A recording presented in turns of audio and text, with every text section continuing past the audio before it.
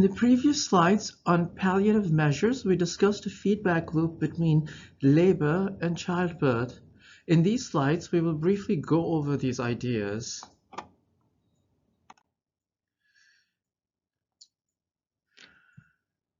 Now let's look at the relationship between labor and childbirth. Exploring this relationship may also answer, why do we let people work themselves to ill health and even to death? So the following slides will attempt to illustrate or show the following, that childbirth and labor are in a feedback loop. Manual, menial, undignified, injurious labor encourages childbirth.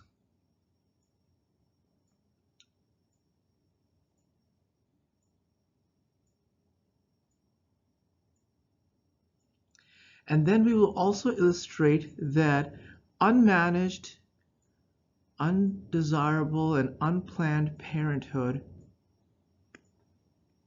encourages abuse of children and even the abuse of adults in unwholesome work environments.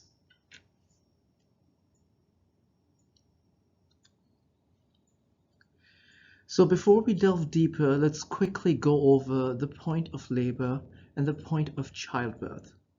Theologically speaking, both labor and childbirth are a non-blessing resulting from the fall from Eden, euphemistically speaking. Pragmatically speaking, labor is supposed to make you healthy, psychologically, physically, and allow you to serve society. Superficially speaking, a childbirth is for replenishing lost numbers due to human mortality. So it is a form of a workaround to human mortality. In other words, it's a bit of a palliative measure.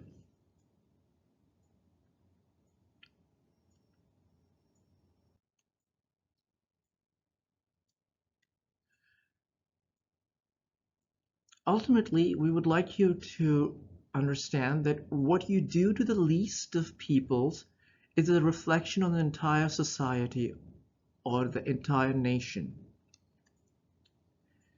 So, in other words, if you become apathetic to people without housing, if you become numb to people with disease or obesity or drug addiction or poverty, it eventually ends up dragging everyone in society down. Therefore, if you create a lower class of laborers or a class of birth givers, you actually end up dragging down even the blessed eventually. In other words, if you use labor or harm or pain or suffering to reform, these palliative measures end up threatening the well-being of all.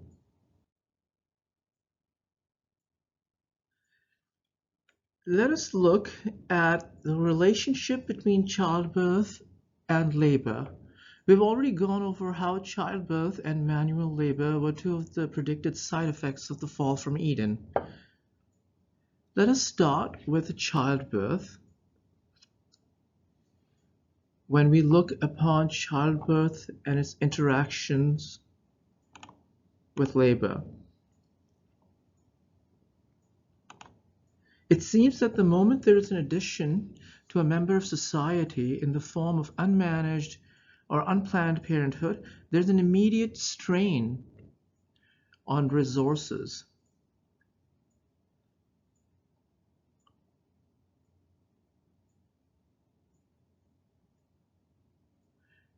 And on the larger society, usually resulting in a diminished quality of life for other human beings. Although we're considering unmanaged childbirth and qualifying childbirth, this particular childbirth as unmanaged or unplanned, we are yet to become aware of even a planned birth that has not inconvenienced nor strained the birth givers themselves. We are yet to become aware of a birth that occurred where every member of the larger society was equally blessed with food, shelter, raiment, and necessities. As of now, uh, we live in a world where the addition of additional consumers um, impacts the quality of life of others. In the Garden of Eden, love was paramount. After the fall from Eden, childbirth was predicted as a punishing result of the fall for a reason. In fact, unplanned, unmanaged parenthood in particular is likely to lower the quality of life of everyone involved and is classified as a crime against humanity, as elaborated upon and cited by eminent thinkers and economists, including the relatively modern ones like John Stuart Mills.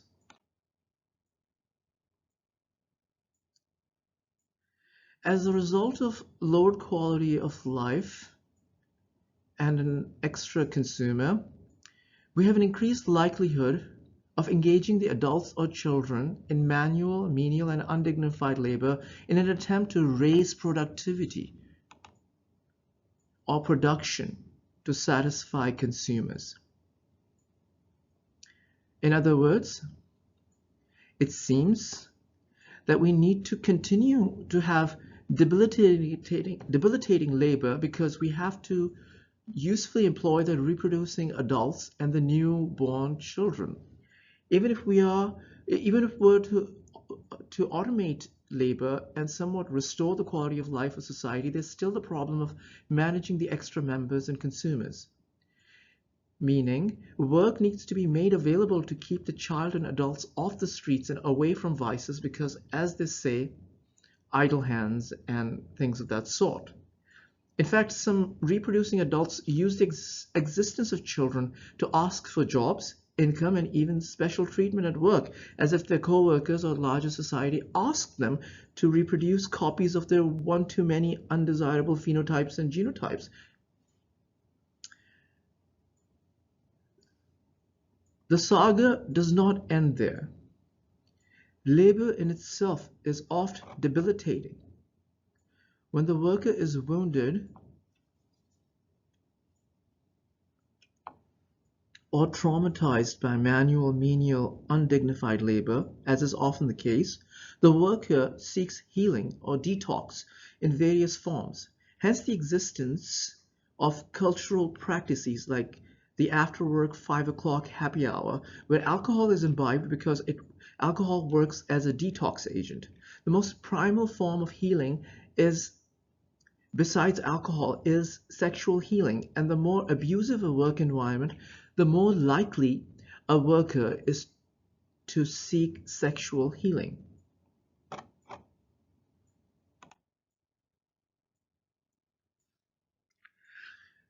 Once the wounded and traumatized worker comes in contact with a sexual partner, they usually end up transferring their wounds to their partner, or to the lady in this case.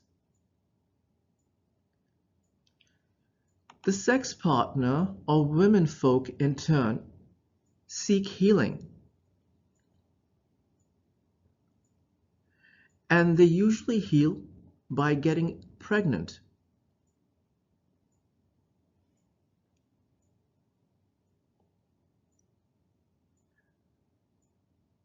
This is because apparently birthing children and raising young children is what brings these sex partners closest in contact with the healing powers of stem cells.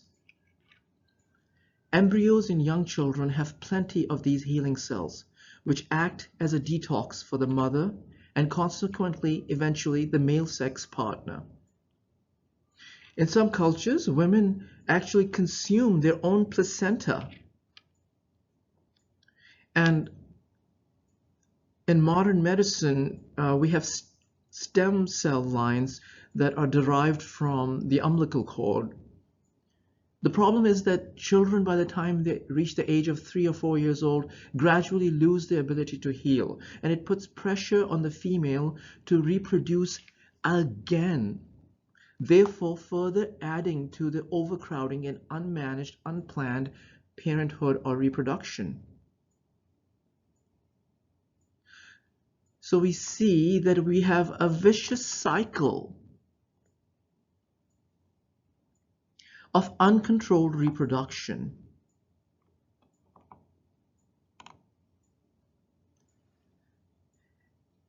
and undignified labor, which eventually and gradually may end up dragging the entire society down, and it often does.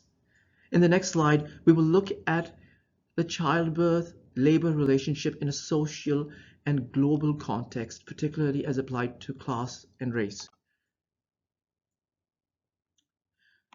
So historically, the learned aristocracy, royalty, and upper classes were spared from the curse of manual menial labor.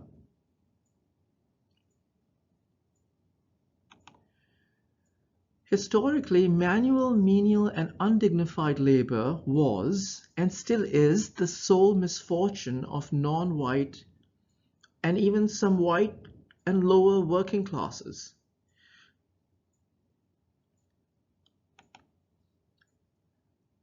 Historically, the more you oppress a people, the higher their growth rates.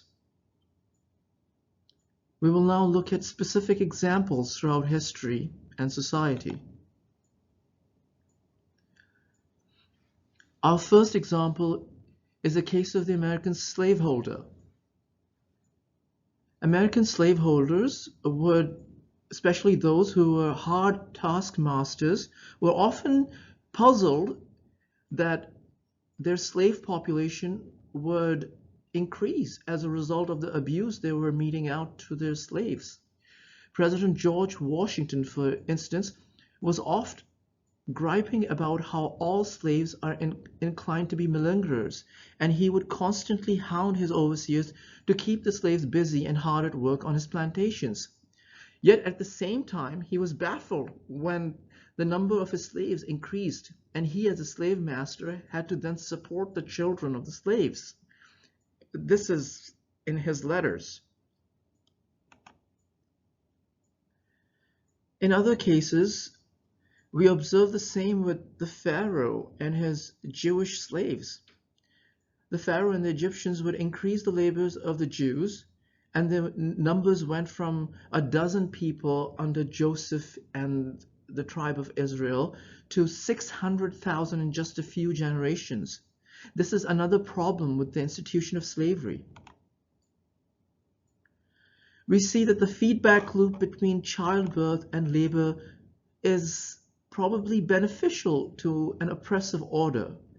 If you work as a slave in manual, menial, or traumatizing work, and you end up with more children born into slavery, you are effectively increasing your holding of slave labor. As you work your slaves to strenuous limits.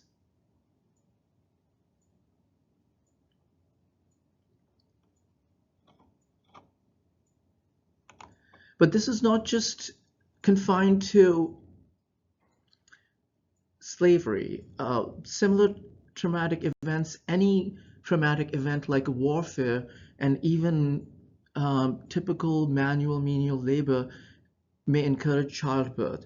This goes to show that both trauma and hurt and subsequent spike in reproduction is not good for humankind, perhaps.